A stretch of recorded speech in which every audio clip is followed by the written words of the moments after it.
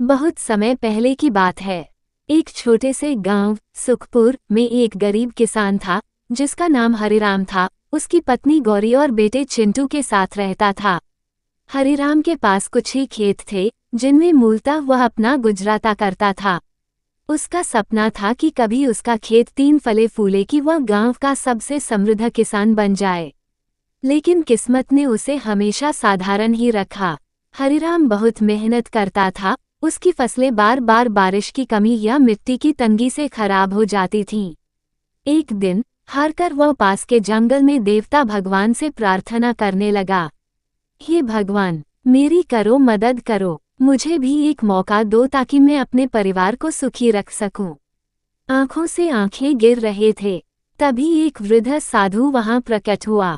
साधु के हाथ में एक चमकता हुआ डंडा था और उसके चेहरे पर उभार था। साधु ने पूछा, बेटा, दुखी क्यों हो? हरिराम ने अपना सारा दुख साधुओं को सुनाया। साधु ने गहरी सांस ली और अपने झोले से एक अजीब सा बीज निकाला।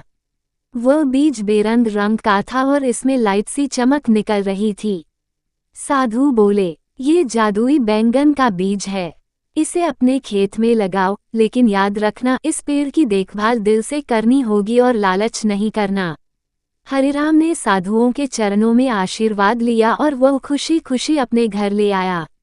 हरिराम ने उस बीज का अनुमान अपने खेत के बीच बीच में लगाया। वह प्रतिदिन उसे पानी देता है, घास हटाता है और ईश्वर से प्रार्थना करता है। कुछ ही दिनों में उस बीज से एक छोटा सा पौधा निकल आया। लेकिन यह वास्तुशिल्प आम तौर पर प्रमाणित नहीं था। इसकी पत्तियां नीले और नीले रंग की चमकती हुई थीं। गांव के लोग ये देख चकित थे, पर हरिराम ने साधु की बात याद करके किसी को कुछ नहीं बताया।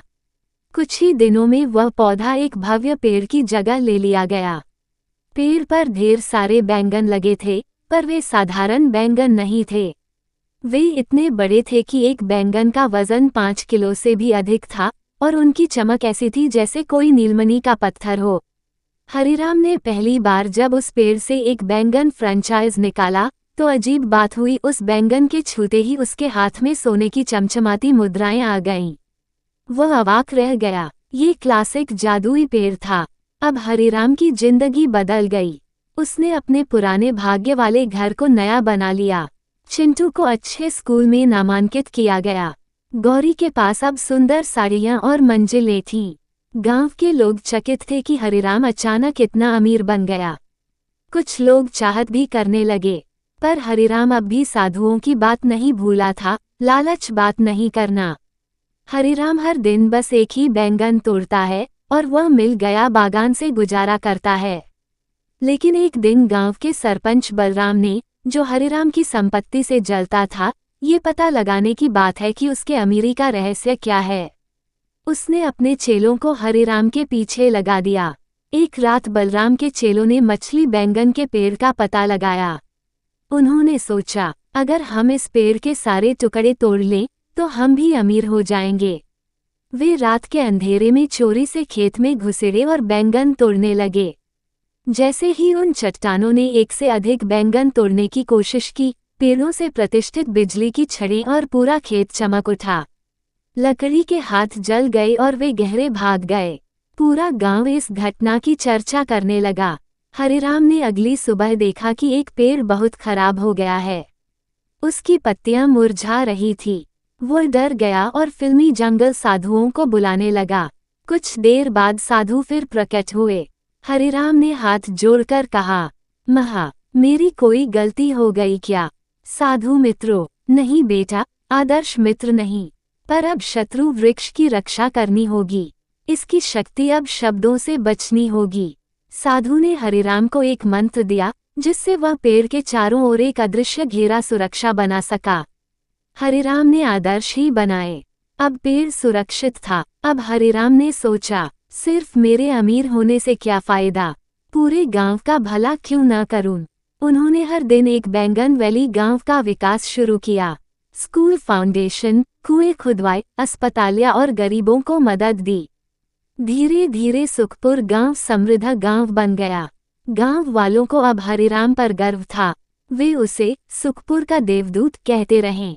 बलराम, जो कभी जलता था, अब शर्मीला था और ज्ञान हरिराम से माफी मांग रही। हरिराम ने उसे माफ कर दिया और उसे गांव की सेवा में भी लगा दिया। एक दिन साधु फिर आया। इस बार वे बहुत आकर्षक दिख रहे थे। वे बोले, हरिराम, तूने लाला न कर सेवा का मार्ग चुना। अब समय आ गया है कि तू असली आभूषण पाए। साधु ने मैजिक ट्री पर हाथ फेरा। देखते ही देखते वह पेड़ और भी विशाल बन और अब इसमें हर दिन नई मसाज हुई बैंगन लग गई। फिर भी कभी ना खत्म होने वाली खुशियां थीं। हरिराम अब न केवल सुखपुर के सबसे अमीर व्यक्ति थे, बल्कि सबसे प्रतिष्ठित भी थे।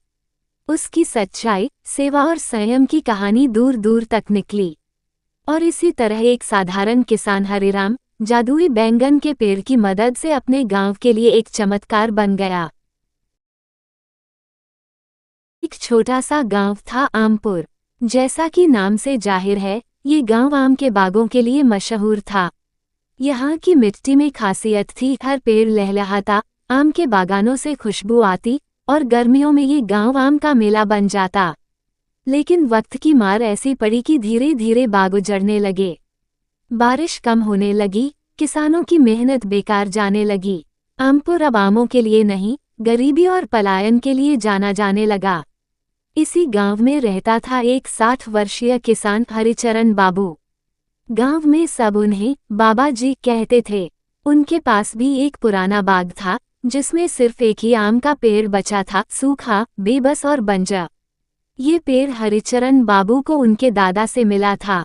कहते हैं, जब बाबा छोटे थे तो उस पेड़ के आमों से गांव में सबसे मीठी चटनी बनती थी। लेकिन पिछले 20 सालों से वह पेड़ सूखा खड़ा था। हरिचरण बाबू ने उसे कभी काटा नहीं। ये सिर्फ पेड़ नहीं, मेरी पहचान है, वो हमेशा कहते। उनका पोता नीलू अब 10 साल का हो गया था। वह दादा से रोज पूछता, दादाजी, ये पेड़ कभी आम देगा? हर बार जवाब वही होता, जब वक्त आएगा, देगा बेटा। एक रात हरिचरण बाबू पेड़ के नीचे बैठे थे। हवा में हल्की सरसराहट थी। अचानक उन्हें किसी की आहट महसूस हुई। सामने सफेद कपड़ों में एक वृद्ध साधु खड़े थे। हरिचरण, साधु बोले, तुमने इस पेड़ को कभी छोड़ा नहीं, अब वक्त है कि यह तुम्हारे विश्वास का फल दे। लेकिन याद रखना, इस पेड़ का आम हर किसी के लिए नहीं है। ये सिर्फ उसके लिए फलता है, जो सच्चे मन से किसी की मदद करे। हरिचरण बाबू कुछ कह पाते, तब तक साधु गायब हो चुके थे। सुबह नीलू दौड़ता हुआ आया, दादाजी, पेड़ पर पत्ते आ गए हैं। हरिचरण बाबू भागकर पहुंचे। सचमुच पेड़ पर हरे भरे पत्ते उगाए थे। टहनियां फिर से जी उठीं। अगले ही हफ्ते उस पर कोपलें आईं, फिर बौर और फिर हरे आम, जो जल्दी ही पककर सुनहरे आम बन गए। ये आम अलग थे। एक आम में से इतनी मिठास निकलती कि लोगों की आंखें भर आतीं। पहले आम हरिचरण बाबू ने अपने पुराने नौकर बिरजू को दिया, जिसकी पत्नी बीमार थी। बिरजू ने जैसे ही आम का रस बीवी को पिलाया, उसकी हालत तेजी से सुधरने लगी। दूसरा आम एक गरीब महिला को मिला, जिसके बच्चे भूख से रो रहे थे। उन्होंने आम खाया और उन्हें दिन भर भूख नहीं लगी। शरीर में ऊर्जा लौट आई। धीरे धीरे यह बात फैलने लगी, हरिचरण बाबा का पेड़ जादुई आम देता है। जैसे ही बात बाहर फैली, शहर के व्यापारियों और नेताओं की नज़र इस पेड़ पर पड़ी। एक व्यापारी, मानिकलाल, आया और बोला, बाबा जी, ये आम हमें बेच दीजिए। एक आम के बदले 10,000 दूंगा। बाबा ने मुस्कराकर कहा, बेटा, ये आम बिकते नहीं, बांटे जाते हैं। व्यापारी ने चुपचाप रात में आम चुराने की कोशिश की, लेकिन जैसे ही उसने आम तोड़ा, उसकी हथेली जल गई। उस दिन से गांव के लोग और भी श्रद्धा से इस पेड़ की पूजा करने लगे।